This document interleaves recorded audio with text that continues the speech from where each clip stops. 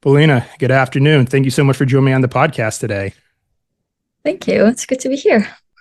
Yes, I've been definitely looking forward to catching up with you. You and I have been connected on Instagram for a good while now, and you definitely have covered a lot of ground as a traveler, and I'm certainly looking forward to hearing some of your stories today. But before we kind of get into that, though, I usually like to go back to the beginning with my guests because every great story has a beginning, of course, and that's where I'd like to start with you as well. So if we could go back a little bit here, can you just kind of tell us, what kind of inspired you to become a traveler in the first place? That's a great question. And, I feel like the answer is super simple. You just born that way. I surprisingly I haven't explored much when I was a child. But since my first solo trip at 18, I got really hooked into it. And I always felt like when I was a kid, I felt like I do have a desire to explore. Just because even if we go on the little trip to the next town, like it's not really special. I would get so excited night before prepping my outfit and just couldn't fall asleep. And now it's still the same, but I just now go to different countries. It's really exciting.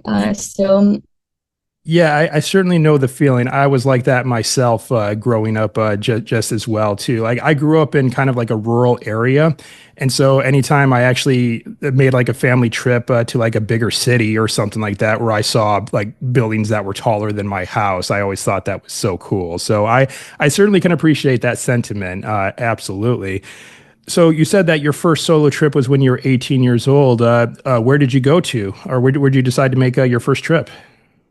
it was actually to the US. I ended up in South Carolina, and had the best summer of my life. It was, first time seeing ocean, first time really getting tan and meeting all the awesome people and getting to know American culture for the first time. And I fell in love with the place and the people and the country. And kind of the story led me to be here, you know, permanently.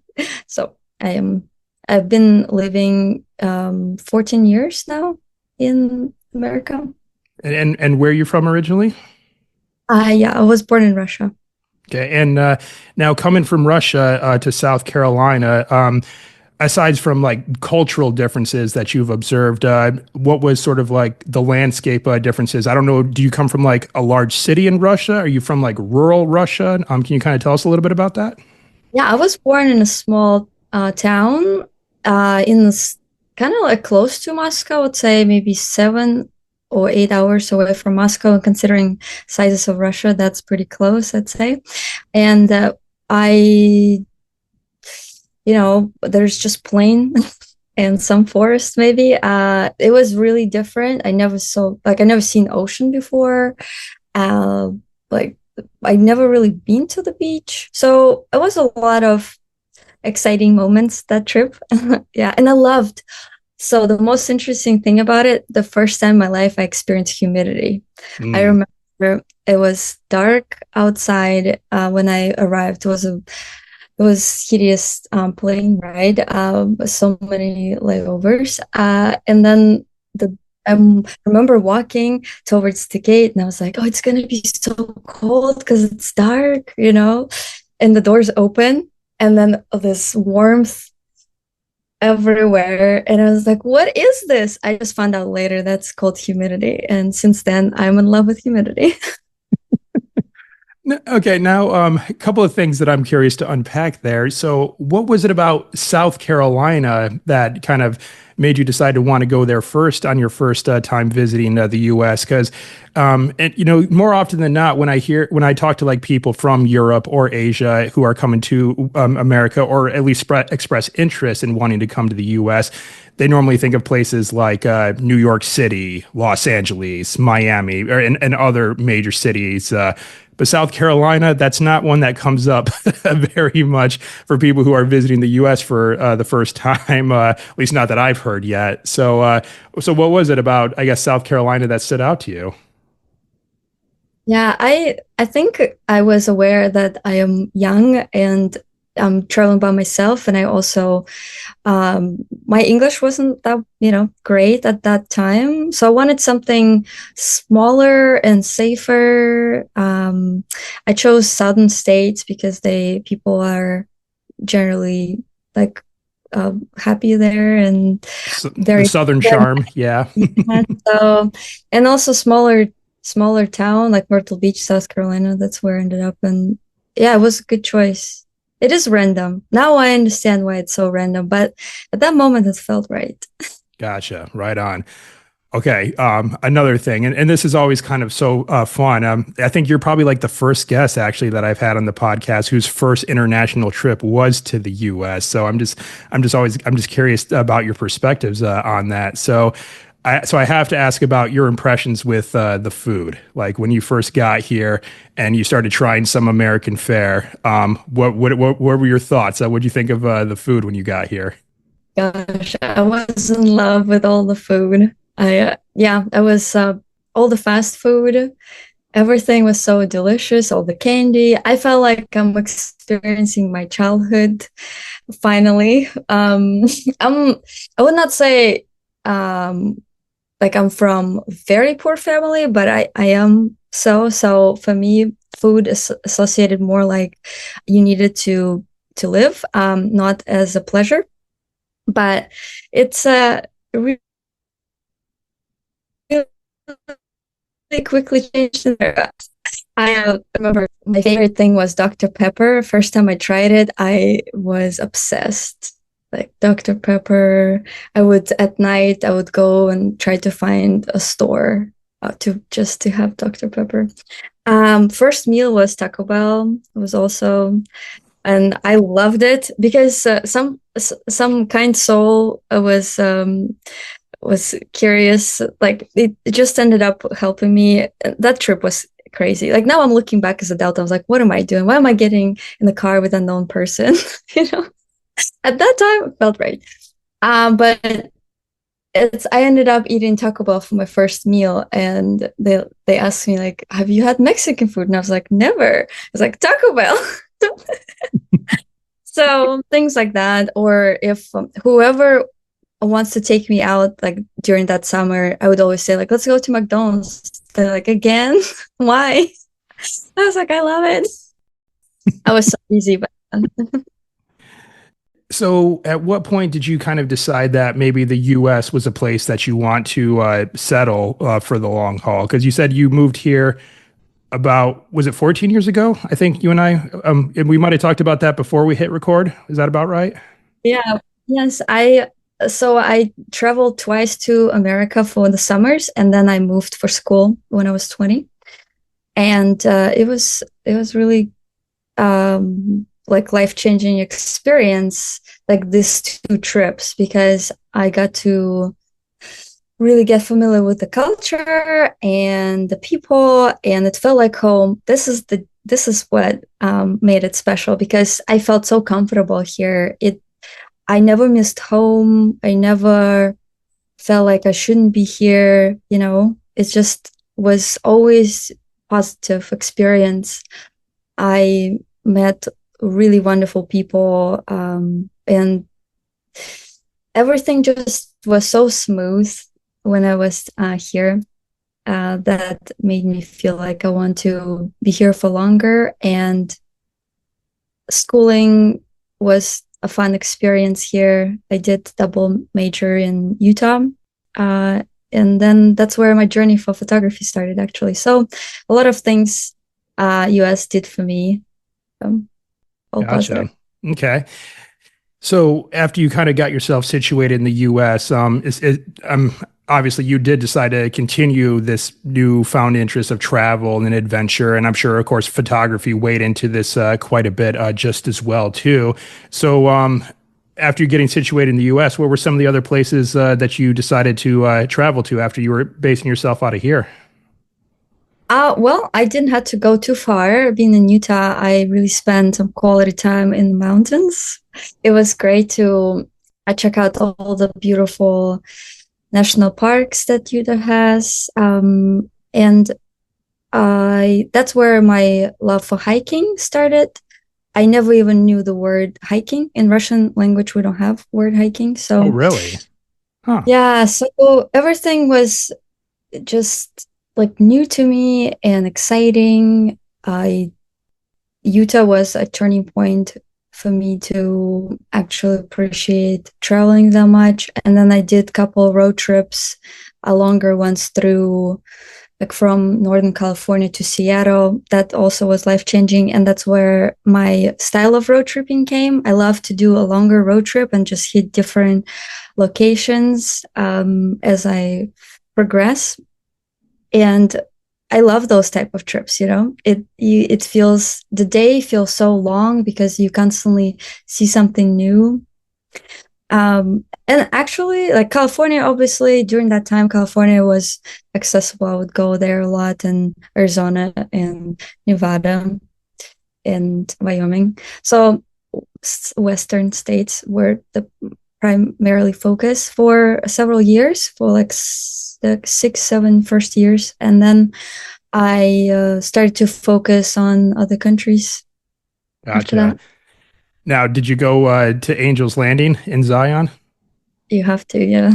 Oh, yes, absolutely. Well, I hear it might actually be harder for people to do now. I think they might have put a lottery in place or something like that that people got to draw from in order to make the climb. Maybe. Yeah. So, I don't know. They did. Now it's there's a permit now, but I still was able to do it like last December. You know, this is not even my favorite hike in Zion at all. I No? don't, I remember everybody was hyping it up so much, and then when I got there, my first time was like, "Oh, that's it," you know. I was like, "This is it," and they're like, "This is really high," and I was like, "Yeah, I just everybody's talking about it so much," and it was not scary to me because I'm not scared of heights. So this, I was like, I'm just going, and this chain not bothering me. But my favorite hike is actually Observation Point, and it's much longer. And then you see Angel's Landing there, and it's like this big, which is that's why I love it so much. Gotcha. Yeah, unfortunately, I missed out on Observation Point when I was there. I was only there for a day Mm. because I was working out west. Like I mentioned to you before we hit record here, that I'm an archaeologist, and my very first field work season was out west. You know, Colorado, New Mexico, and everything like that. So in between work sessions, I would just hop in the car, drive around, hit up some national parks and Zion. Of course, I had to make it there since I was working in the vicinity. Um, but I ended up going to Zion on the exact same day as there was an eclipse happening. I can't remember exactly like what kind of eclipse. I will admit I don't follow celestial stuff nearly as much as so many other people, but needless to say, that park was just packed with people because everyone was going there to watch the eclipse. And I'm like, y'all, I don't care about the eclipse. I just want to hike, and y'all are in the way. So, Really? but Hiking. Yeah, same. I would feel the same way. Like, let me through. Wow, what a coincidence that you went on that day. yeah. So, but I would like to make it back though, because Zion is I will say my second or third. It's tied for one of the two favorite national parks. I'll review my favorite in a second here, but I'll ask you first. Which do you have a favorite national park that you've been to so far? Boy, I sure do. It's really hard choice because they're all so special in its own way, right? Absolutely. Um, Redwoods is up there for me. I don't know why, because it's kind of repetitive, you know, the big trees, like what else? But the energy in the area is so special. I absolutely love fern and like rainforest is just so peaceful there. And um, you know, if you go really deep in that forest, you hike for maybe 6 miles on certain like not very well, not very populated trails. You get to a point where it's so quiet it hurts your ears, and you sit there and it's so uncomfortable. But then at the same time, amazing experience. You know, like so quiet.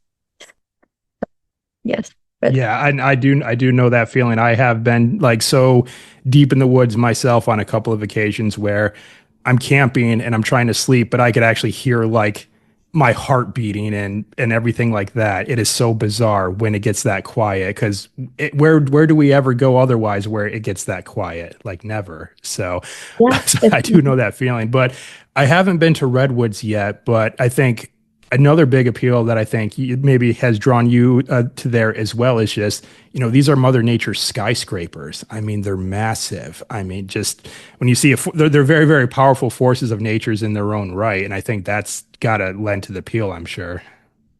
yes, and I also think because it's alive, like Hmm. it's a living creature, and you surrounded by them, and they've been here for so long, so much longer than you did, so many things they saw. Yeah, and the energy there is really like just peaceful. I feel like my soul is resting, literally. Yeah. Right on. All right, I'll tell you where my favorite is now, if I may. So my all-time favorite national park is Isle Royal National Park. It's in Well, I don't know anything about it. Tell me why. Yes. So Isle Royal National Park is a Michigan national park. And we have Lake Superior, the largest of our Great Lakes. And it's an island that's just sits out there in Lake Superior. I may get some of these measurements wrong, but it's like 40 miles long and about 10 miles wide. So just a strip of land, out there in the lake. But it's just so cool because it's so off the beaten path. Like it's really hard to get to. The only ways you can access the island is by like ferry boats from only two ports, one in Michigan and one in Minnesota. You could also take a seaplane to get there as well. It's been referred to as the least visited national park because of how isolated it is, but the most revisited national park because those that go there absolutely fall in love with it. I spent about like 5 days on that island once with my younger brother. My younger brother was a deckhand on one of the ferry boats that took passengers across to the island, and so he was able to hook us up with some free passage. So that was a nice little perk. And yeah, we just hiked into the island's interior. And we're getting deep in the woods, or there's a couple of stretches of trail that go along the lake shore. So we're just like we got the lake right next to us as we're going through, and there are wolves on the island, and we actually did hear the wolves howl at night while we were out there. And I tell you, Polina, and I say this a lot in the podcast, so I'm probably a broken record by now with my audience, but it's so true. I feel like hearing wolves howl in the distance, it's like one of the most beautiful songs that nature will ever sing, like just the wolves howling. But at the same time, though, there was, a little bit of a level of nervousness and anxiousness there because, wolves are powerful creatures. And, if we got on their bad side, it's not going to end well. So I'm glad that, they were way, way, way, way over there doing their howling thing away from our camp. But it was pretty cool nonetheless, though. Isle Royal, that's definitely a national park I would suggest to anyone, especially those like you as well who appreciate nature and enjoy nature. I would love to. Yeah, I will definitely see how difficult it would be to get there. It sounds magical. I would, yeah, definitely love to. Thank you for sharing. Yeah, absolutely. Now, have you been out this way towards the Midwest at all? So, like the Dakotas, anywhere around the Great Lakes by chance? A little. I didn't do much, just mostly like specific cities. So I still have those on my list. Dakotas is still on my list. Yeah, one day. All in due time. All right, so that's some of I'm the sure stuff. it will happen. Yeah, so that's some of the stuff that you've done here in the U.S. But how about we jump overseas here for a little bit? So going overseas after moving here, what were some of the places that you visited first? I started with Central America because it was so close. Costa Rica was several trips I did out there, Belize, and the you know other and the others. Mexico. There's quite a Um, few. yeah, it's the time goes by. I actually start forgetting where I've been. Like I have to make a list. It's weird. I was trying to, yeah, I tried to like calculate how many countries I've been last year, and I was like forgetting some of them, which was weird. So yeah, I have to like really sit down and focus and start like journaling about it. Travel journal. Yeah, Yeah. well, I'm sure some of it may come to the surface as we're talking here, and you'll be like, "Oh yeah, that's right, I did go there. Yeah, I remember now." So it is kind of like one of those things where there's so much of the world to actually like go see, and there's a lot of similarities with different countries, but there's also a lot of unique differences just as well too. So I agree with you. It can be kind of tricky to kind of catalog all that in our heads. So maybe I should start traveling with a journal too, I suppose. I was thinking that's a good idea just to reflect on. I like the time goes by and I start to focus on the trips as more experience for myself versus just to capture it or see sights. It's because I feel like traveling is a great tool to learn something about yourself and maybe I don't know, work on your confidence, things like that. Work on your character. And I think reflective journal has been on my list to kind of just write notes as I see something or experience something. I think it's a beautiful thing to add to a to-do list when you travel instead of, hitting all the spots and like, oh, I took a picture of this, I took a picture of that. Check, check, check.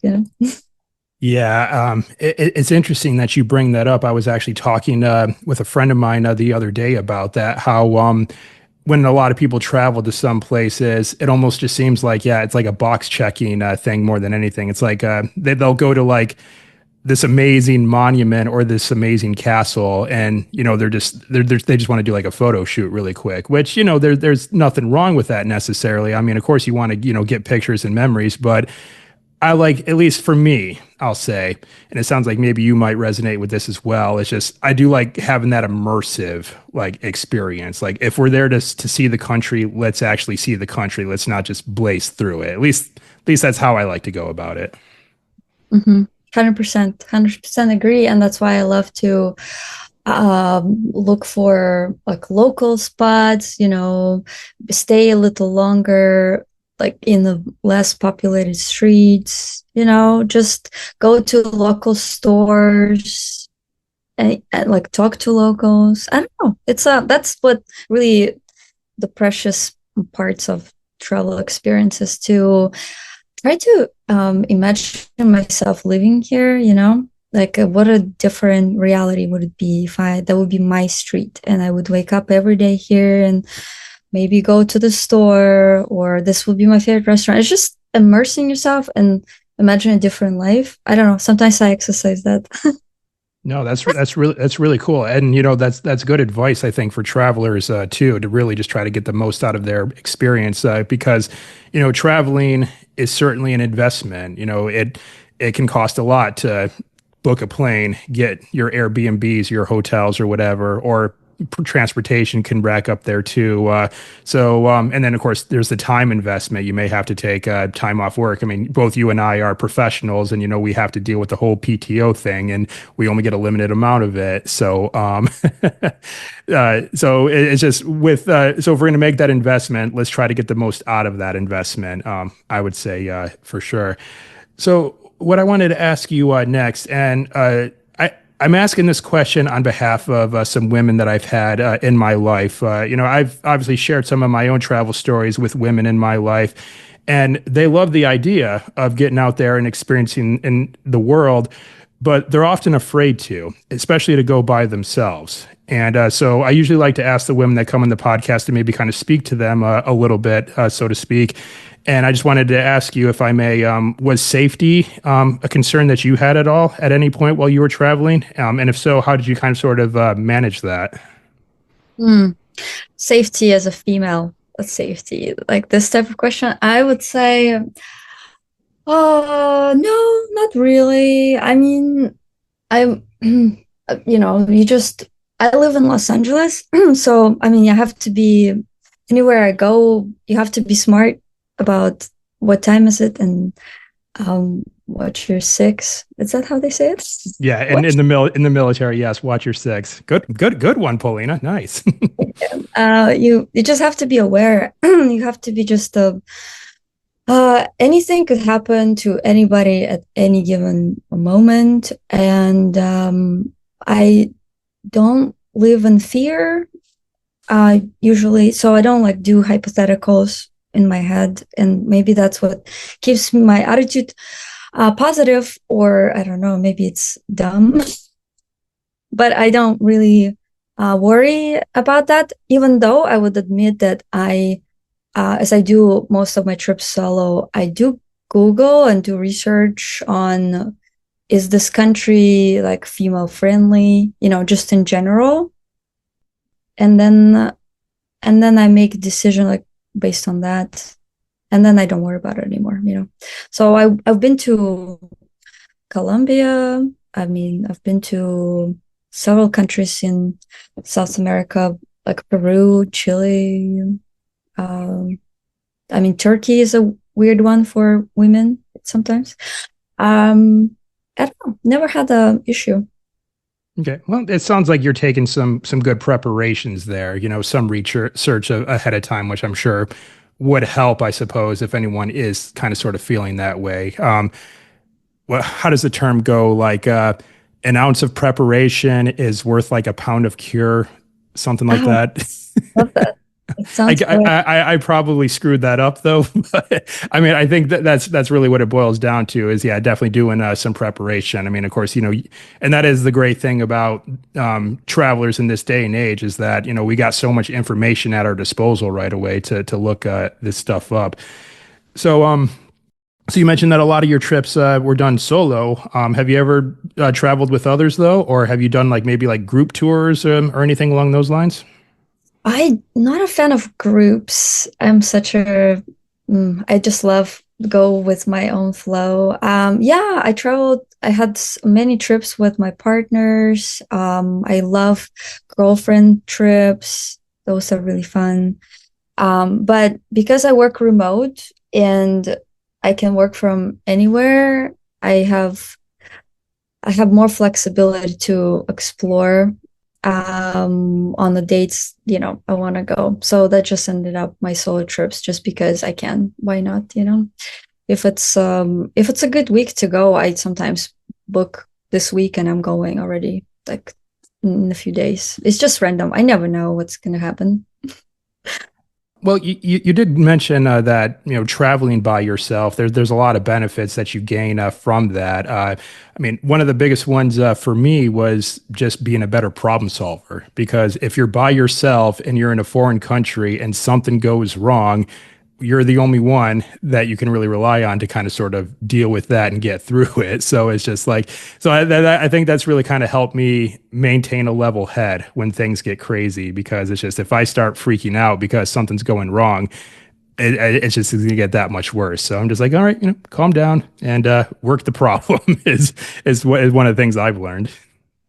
That is a wonderful life lesson and an opportunity to practice it because we experience this minor stresses on day to day, and we always have a choice on how we react to it.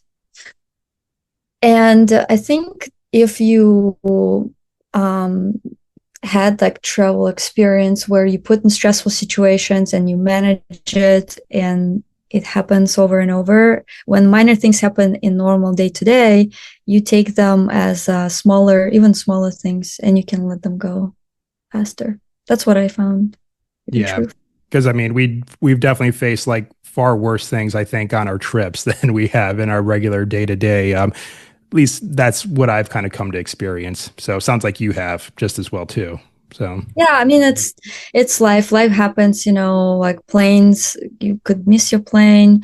One time came to a country with they kind of have like minor rebellion. Like the planes were like everything was shut down and they had curfew and I oh, didn't. there was some civil unrest happening. Like some riots or something nearby, Yeah, or mm, right. Yeah, I was in Peru, and I was the first plane to come in. They had the country closed for several weeks, and I came in on the first plane, and they were like, "Wow, you like." They didn't believe me that I just arrived. They thought because everybody was in lockdown, and I was like, "No, I literally just came off the plane." There was so much military. It was my first time in South America. I'm getting off the plane and I'm seeing this military man with giant guns and shields. And I'm like, okay, well, it's South America. I've never been here. Maybe it's normal, but there's so many of them. It's like, it's got to be normal. And then I'm getting to the hostel and I'm walking. I'm seeing people with megaphones screaming something. And I don't know Spanish. So I'm like, okay, well, it's Saturday. It could be just a Saturday thing that they do.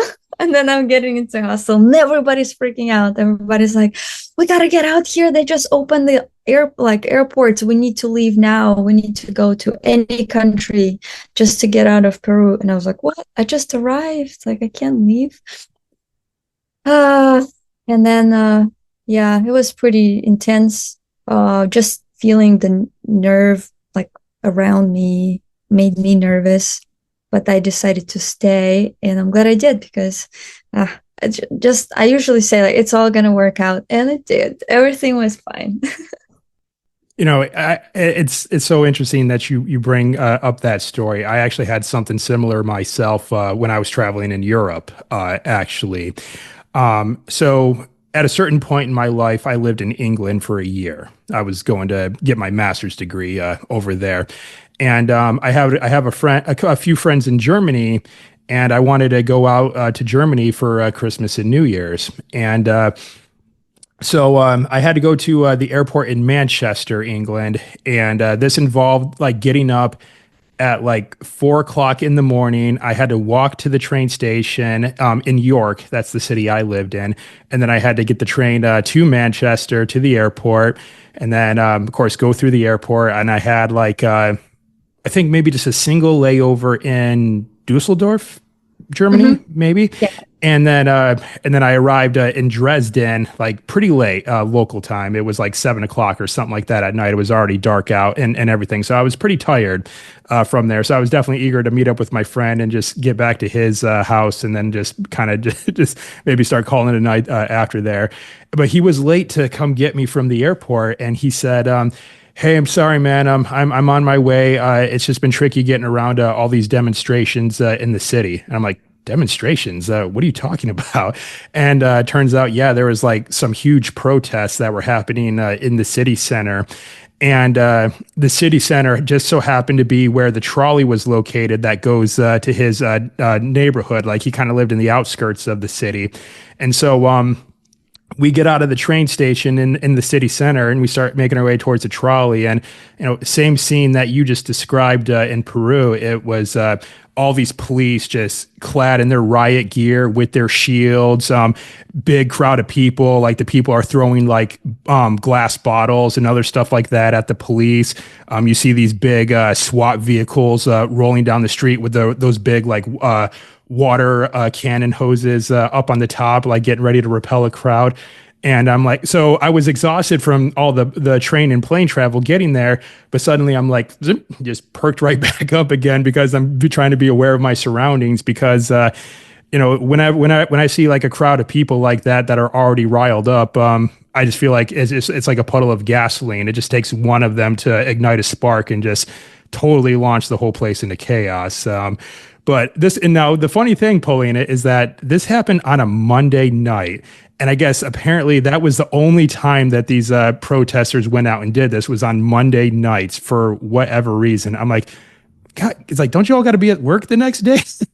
what's going what's going on here? So it's like it was a Monday that I had arrived, but same situation with you though. Is yeah, I didn't let that push me away or head back to the airport to leave. I ended up staying, and I was glad that I did because I had an amazing Christmas that year and an amazing New Year's as well. But it's just I think when I tell this story, and even with you telling this story in Peru, I don't think these are like the two countries that would come to mind for a lot of people where something like this would happen. But I just again, you just never know. I mean, travel is can be unpredictable, and I think that's partly what makes it kind of exciting. I agree. I'm glad it's all ended well for you and you had a great time. But yeah, I agree. This is, whenever something unexpected happen, I usually take it as is just part of the experience. Like I go in without expectations and take any experience as something that I have to go through, and it's okay. Um, so that helps me. I just go with the flow. Like flow is the key. So Now, have you made it back home to Russia at all since you moved here? I mean, do you still have like a family that live over there? yeah, I moved to on my own, so I still have everybody there, and I went this April, and it was nice to be back. Yeah, it's interesting because news like sounds, like scarier than it is. And like right before I went, they had this terrorist attack there. So my mom, I was already in the airport about to get in the plane, and mom was like, "We have this thing, you shouldn't go." And I was like, "What?" I mean, it could happen anywhere at any time. Los Angeles, Paris, like anywhere, it happens. So just like changing flights just because something happened somewhere, it's like I don't want to do that. And yeah, it went well. It was good. It was a very necessary trip. I wanted to see my grandparents before it's getting too late, and it was a good quality time trip. I'm glad I did it. Yeah, I certainly agree with you. If we kept putting off our travel plans for everything that happens in the world, we'd never go anywhere because there's always something happening somewhere. And putting my archaeology hat on here, that's just the way the world has been ever since humans started inhabiting this planet. There's always been conflict. I mean, going back to our what we talked about earlier is just be cautious and prepare accordingly, but expect some things could go down, I guess. Yeah. Is the best I can think of. Just expect that something will happen unexpected and it's going to be okay. Yeah. All right, so those were some of misadventures, I guess I'll call them. I would certainly say going to a country that's in the midst of some civil unrest, I would consider kind of a misadventure because that could really go any sort of way, right? But let's talk about some highlights. I mean, it's just again, you've been to so many places, so it could be hard to kind of like bring some of these up. But do you remember like any like places in particular that just really kind of maybe stood out to you? Maybe it was the food at a place, the culture of the place, maybe architecture, something like that. Anything come to mind right away? Yeah, absolutely. There's so many. Like, I really loved my Vietnam trip. I never really explored Vietnam cuisine before and culture, didn't know much about it. And then I ended up on this press trip to Vietnam, and the hosts really organized the itinerary really well. It was packed with awesome things and amazing activities, including, for example, cooking lesson of traditional Vietnamese food, which was absolutely amazing. I'm not usually a person who would be looking for this type of activity when I travel cooking class. Like I usually like nature. So that was one of my favorite memories from Vietnam. Fell in love with food, going to this market and picking up ingredients with the teacher, with the chef. It was really fun. And also the culture really impressed me. Asia is such a wild beast in terms of how different it is. And I I always feel a little nervous about going to countries that I think will be hard to navigate, and like Asian culture countries, I always think like, oh, it could be hard. But Vietnam trip was amazing, and now I'm considering maybe in the end of this year to explore something else there. I already been to Indonesia before, but maybe like Cambodia would be nice, something like that. We'll see. Have you been in that area? Any recommendations? Only Japan. Have you been to Japan yet? Oh, I haven't. Did you like it? Oh, I Yeah. loved it there. That's probably my favorite country that I visited outside of the U.S. Well, I say, Japan, I may actually tie with Morocco, but I love both of those countries for different reasons. Like for with Japan, it was the food, culture, history, and the people. Like the Japanese people that I met while I was there, they were absolutely incredible. But when I was in Morocco, I went hiking in the Atlas Mountains. I've navigated some of the labyrinth souks, and then I also, rode camels in the Sahara. So that was pretty fun in its own right. But I mean, Japan here, since that's what we're talking about right now. Yeah, I absolutely loved it there, and just getting to see some places that most regular tourist visitors wouldn't get to see. I was actually there for a study abroad when I was in undergrad. And it was a faculty led study abroad for just like 2 weeks of backpacking around the country. And my professor, who was leading it, like he had lived in Japan for 5 years. So he was fluent in the language, understood the culture well, was able to navigate and get us around pretty efficiently. And he had a host mother while he was there, and she lived in a village like right next to this mountain, like so this mountainside village, like away from like all the major cities. And so we actually got to go to her house. And he said, "So I want to go. I'm just going to take a quick walk, y'all. I'm just going to retrace some of my steps." And so a few of us go with him to walk around the village, and he takes us to this trailhead that goes into this forest. And so the trail kind of winds through the forest a little bit, and then it comes to like this big open clearing in the forest, and there's a shrine there, and we were the only ones that were there. And it was just one of those special moments because like this shrine like looked like it was there for like a few hundred years, and it probably actually was. So it was just like it's like winding this trail. It was like a portal into the past, if you will, because it's like again we were the only ones there, and it was really special. So that was probably my favorite part of the trip. But yes, Kyoto, I think was my favorite city that I went to. I also really liked Matsuyama. Matsuyama Castle is this amazing castle on top of this giant mountain, and it's a special place. So if you haven't been to Japan yet, I would certainly highly recommend it. Dang, I loved hearing this. Yeah, thank you so much. You got me excited about Japan. For some reason, I never thought about it really, and now I'm thinking. Probably not the winter, right? It's too cold. Maybe spring. Yeah, springtime was really really nice. Now I'm trying to remember when did I go. It might have been like late spring, maybe early summer that I went. So we missed like the blossoming of what are they? The cherry blossom trees. I may get that incorrectly, but yeah, the blossoming of the trees. I imagine during the spring are pretty good. But it seems like from what I've heard, again, not having gone there during the winter myself, but it seems like the northern part of Japan, Hokkaido. I think that's where the most amount of snow falls is up in Hokkaido, which is I think its own separate island. Like it's the northernmost large island in Japan. I think it might snow there, but I was more or less I spent most of my time in the southern part of the country while I was there. So Kyoto, Osaka, which is also pretty amazing too.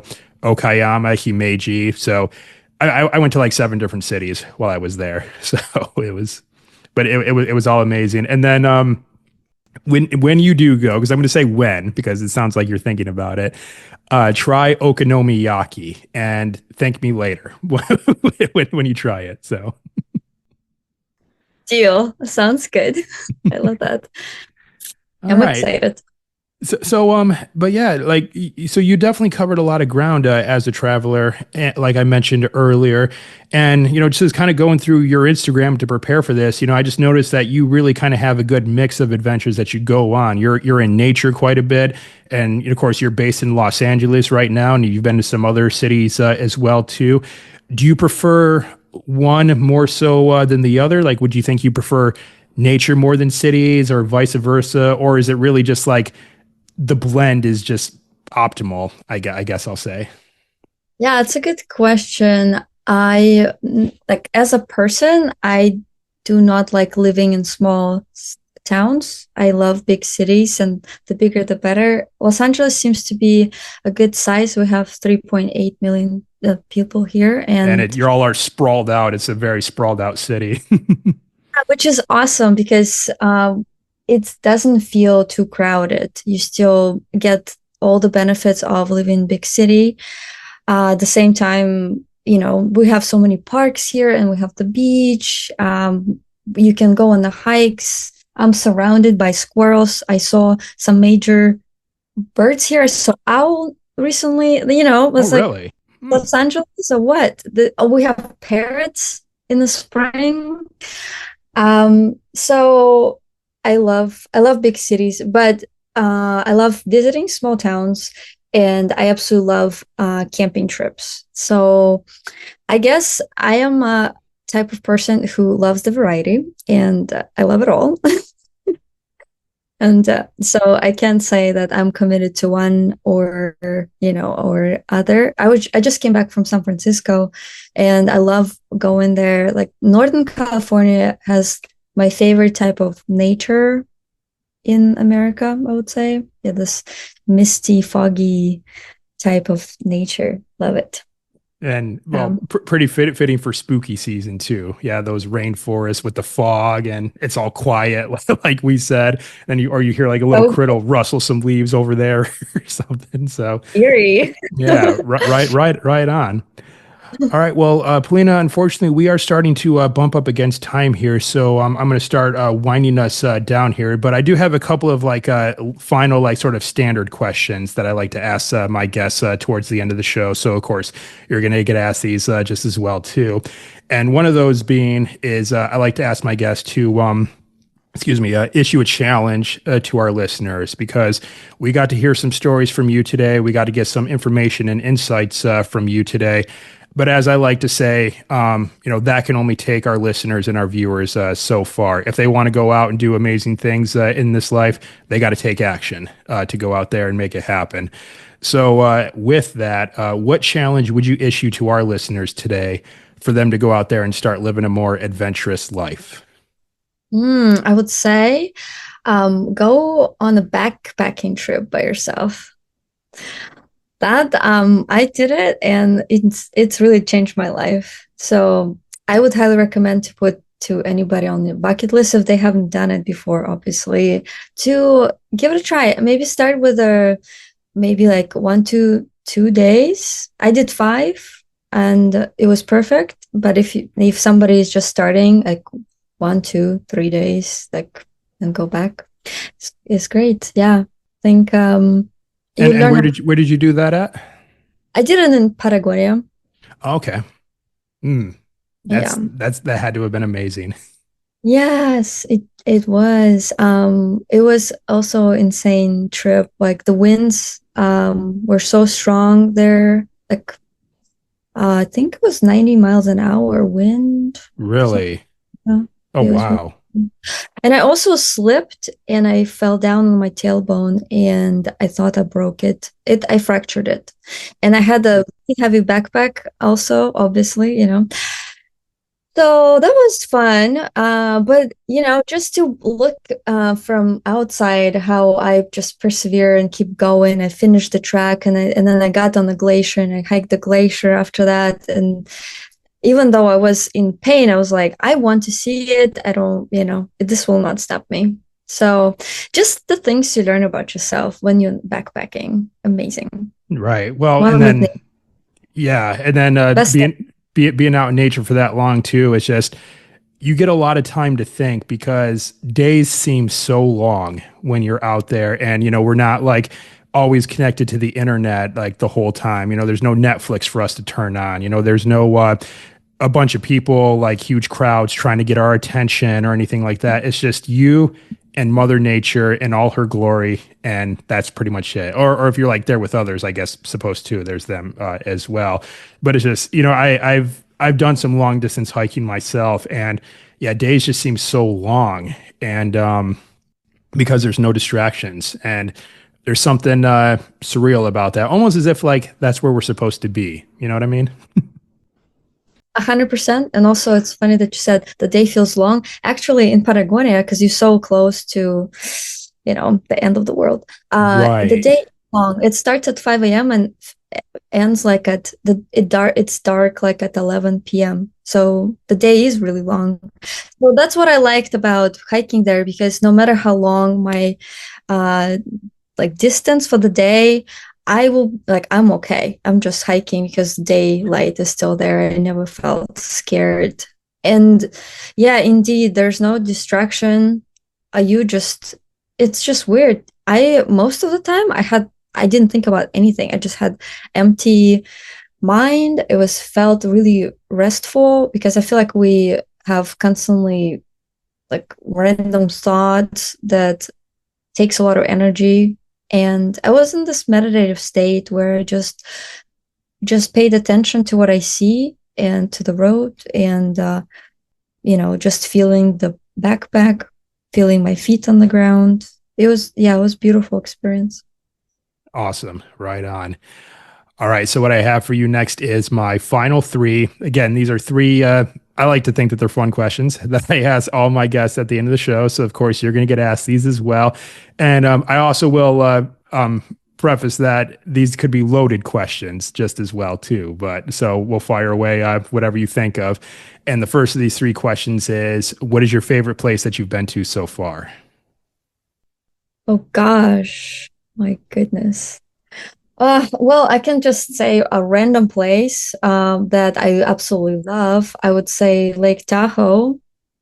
I can't get enough of that place, no matter what season it is. It's incredible, and it's just something about it. It's so clean, and there's rocks and forest nearby. The smell of the air there. It's gorgeous, beautiful. So I would, yeah, let's do Lake Tahoe Yeah, for that I know one. exactly. You kind of took me back a little bit because I've been to Lake Tahoe myself, of course, and you broke down the descriptions of what the place is like so well because that's exactly what I experienced. I'm glad. Quick funny story from there. So uh, when I got checked into my Airbnb and everything, and I ended up getting an email from my host saying, "Oh, hey, just a quick reminder. Don't leave any food like on the counters or anything like that. Like put it in the fridge or put it in the cupboard. Because if a bear comes by at night and sees food on the counter, he's gonna ransack the place." So I'm like, "Okay, great, yeah, bears. Right. Yeah. Why didn't I think of that? Who knew?" Yeah, it's like obviously bears. Yeah. Wow. Yeah, that's crazy to be so close to wildlife. It feels intense. With the Yeah. same with the wolves that you had, like had so many of those. So okay, all right, Lake Tahoe, and also Polina, I think that's a first. I don't know if anyone's brought up Lake Tahoe as an answer to this question yet. So, and if someone did, I can't remember. So I'm going to give it to you. So far we are 1 for 1 for original answers to these questions, but I got a couple more for you, and so we'll roll into the next one. And my second question is, what is one thing on your bucket list that you have yet to do? Oh gosh. Well, okay. I would love to dive into Blue Hole in the Belize. You know that Blue Hole? Oh yeah. It takes like 25 minutes to just go down. So it's really intense experience for divers. And I don't dive, so that's my bucket list. Wait. So you don't dive as in like you know how, you just don't do it often, or you haven't learned yet? I've done a lesson and I did well, but I'm not certified whatsoever. So that's my bucket list. Feels like one day, like maybe one day it will happen. But sure, I would love that. Right on. Yes, because I think for any diver, because I'm a certified scuba diver myself, I do feel like yeah, the blue hole is kind of one of those things that the Great Barrier Reef, and another one that's really kind of surging in popularity is the not sure what it's called. It's like, is it like the continental shelf in Iceland where it's like the spring water is like so clear there and you got to like dry suit dive or something like that. But yeah, apparently it's like the cleanest natural water source in the entire world. And of course, there's like certain like laws in place to where people can't like bottle that water or something like that. It's just there, and it's in between two continental shelves. So I think you touch like one tectonic plate versus another because you're like going down in between two tectonic plates. It's actually pretty fascinating. So we got so like if you need any other incentive to get scuba certified, there you go. I'm so glad. I will have so many questions for you. Yes, absolutely. Now, surely I would imagine they would have opportunities for you to get certified over there in LA, right? I mean, being right by the water, I mean, surely I would imagine they got some diving opportunities there. Then again, I don't know. I've never looked to go diving there yet. I will be looking into that. I know you start with the pools. Sometimes here you start with the pool, Hmm. getting You can, yeah. so when I start thinking about the pool part, I was like, no, it's just boring. I have to get into this, and I hope I will, because this is on my bucket list.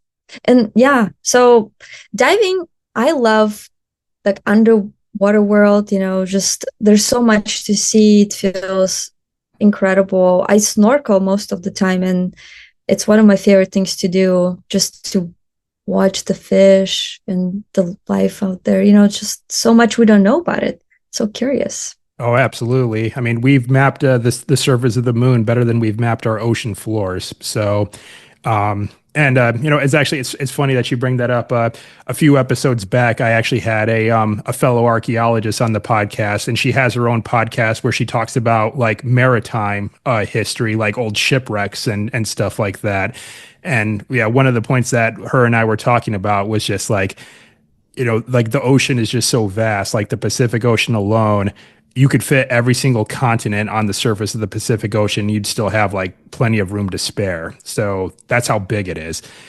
And so then we talked about like the old, like sea myths and legends and stuff like that. You hear about like all these old mariner tales about like, I don't know, giant squids and giant whales and all that stuff. So yeah, lots of mystery out in the ocean, but I think that that's kind of the draw to it just as well too. So, and I also will say I don't think anyone's brought up the blue hole yet, Polina. So there we go, 2 for 2 for original answers for these questions. But I got one more for you, and this is a two-parter, and it is: what is your favorite animal, and have you seen this animal in the wild? Oh, well, since I was a kid, I really like bobcats. And I would say bobcat, and I have not, but I would love to. But I don't know where to look for bobcats. Sounds like they would be in well, not in, I was about to say in your neck of the woods, but I feel like somewhere in those California forests they got to be running around there, I would Mm, think. I I mean, hope so. especially just because of how vast the wilderness is there in that state, but maybe. I'm ready to meet them, so I will be on lookout. All right. Well, that is certainly another first to come on the podcast. So, Polina, we are 3 for 3 for original answers to these questions. Bravo. So, all right, but actually, that's actually it, Polina. That's all the questions that I have for you today. But before we call it a day here, how can our listeners and viewers connect with you? So, you're like I said, you're on Instagram. You got a website and things like that, and like I said, you're doing some photography work. So, yeah, how can we reach out and connect with you? Yes, I would love to connect. Definitely on Instagram. It's the really easy rock and roam girl. Search me, message me. I would love to connect. And I am mostly focused on inspiring people for new destinations to explore. I often uh, go over some itineraries or like fun destinations. Sometimes I share some some questionable travel stories that is sometimes interesting to hear. So if you're into this kind of thing, come to my Instagram page. And I also have a blog, rockandrollgirl.com, where I post ready to go itineraries for you to use. So welcome, welcome. All right. And I'll get all those linked up in the show notes for this episode. Or if, we have our viewers who are watching us speak on YouTube, it'll be down in the description below so they can find all the links there and they can go connect with you that way just as well. All right. Well, Polina, I want to thank you very much for taking the time for joining me today. Like I mentioned, in order to have a podcast that features guests to work, I actually do need guests who are willing to come on.